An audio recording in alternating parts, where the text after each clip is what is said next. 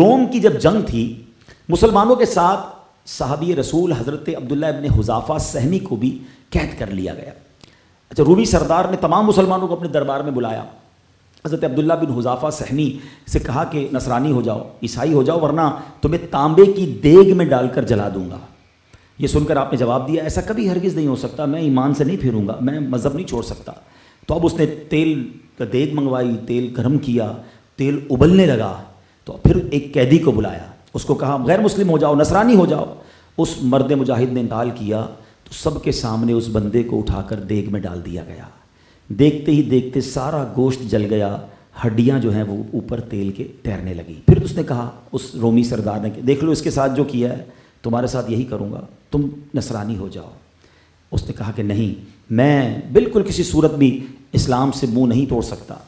اب کیا کیا, حکم دیا کہ اب ان کو بھی تیل میں ڈال دو. جلادوں نے پکڑا, آپ کو تیل کے قریب لے گئے, تو اب آپ نے اچانک رونا شروع کر دیا.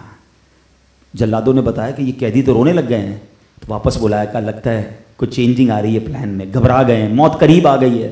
کہا بتاؤ کیوں رو رہے ہو, اگر کہتے ہو تو میں نہیں چلاتا تمہیں, اسلام چھوڑ دو اور نصرانی مذہب اختیار کرو. کہتے تم یہ سمجھ رہے ہو کہ میں موت کے خوف سے رو رہا ہوں؟ خدا کی قسم موت کے خوف سے نہیں رو رہا, میں تو اس لیے رو رہا ہوں کہ میرے جسم میں صرف ایک جان کیوں ہے جو میں دین اسلام پر آج قربان کر رہا ہوں. مجھے تو یہ پسند تھا کہ کاش 100 جانیں ہوتی اور آج ایک ایک کر کے ساری جانیں اللہ کے نام پر قربان کر دیتا. اب جب سردار نے یہ سنا تو وہ حیران ہو گیا کہ کسی کو اپنے دین سے اتنی محبت بھی ہو سکتی ہے کہ وہ مرنے پر بھی اس لیے رو رہا ہے کہ اکیلا کیوں, میری اور جانیں ہوتی وہ بھی میں اللہ کے نام پر قربان کر دیتا. تو اب اس نے ایک اور آفر کی, کہتا ہے اچھا ایسا کرو, جلاتا نہیں ہوں, تم نصرانی مذہب اختیار کر لو, میری بڑی حسین و جمیل بیٹی ہے, میں اس سے شادی کر دیتا ہوں اور حکومت میں بھی تمہیں حصہ دوں گا. کہتے میں کسی صورت اسلام نہیں چھوڑ سکتا.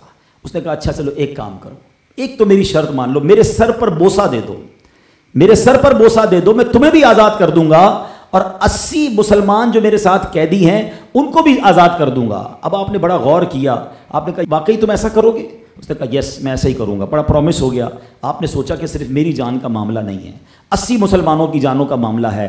آپ نے کہتے نا کہ بادل ناخواستہ اس کے پیشانی پر بوسہ دیا, حسب وعدہ اس نے آپ کو بھی چھوڑ دیا, 80 قیدیوں کو بھی چھوڑ دیا. جب یہ تمام مجاہدین امیر المومنین کے پاس پہنچے اور سارا واقعہ بیان کیا, حضرت عمر فاروق کھڑے ہو گئے اور حضرت حذافہ کے چہرے کا بوسہ, سر کا بوسہ حضرت عمر فاروق نے دیا. اللہ اکبر. دیکھیں میں اور آپ نعت میں یہ شعر پڑھتے ہیں کہ کروں تیرے نام پہ جاں فدا, نہ بس ایک جاں دو جہاں فدا, دو جہاں سے بھی نہیں جی بھرا, کروں کیا کروڑوں جہاں نہیں. یہ بولنا آسان ہے مگر صحابہ نے یہ کر دکھایا. جب جب موقع آیا صحابہ نے یہ نہیں دیکھا کہ ہماری جان قربان ہو جائے گی, ہمارا مال قربان ہو جائے گا. انہوں نے ہر چیز سے زیادہ اگر کسی چیز کو فوقیت دی تو اللہ اور اس کے رسول کے پیغام کو اور دین متین کو فوقیت دی. یہاں اس واقعے سے ایک بات اور بھی سیکھنی ہے کہ ہمیں اسلام کو ہمیں گرانٹڈ نہیں لینا چاہیے. یہ بہت بڑی نعمت ہے, اللہ کا احسان ہے ہم پر. دیکھیں نا کئی لوگ غیر مسلموں کے گھر پیدا ہوتے ہیں, کئی لوگ ایسے ملکوں میں پیدا ہوئے جو مسلمان نہیں ہیں.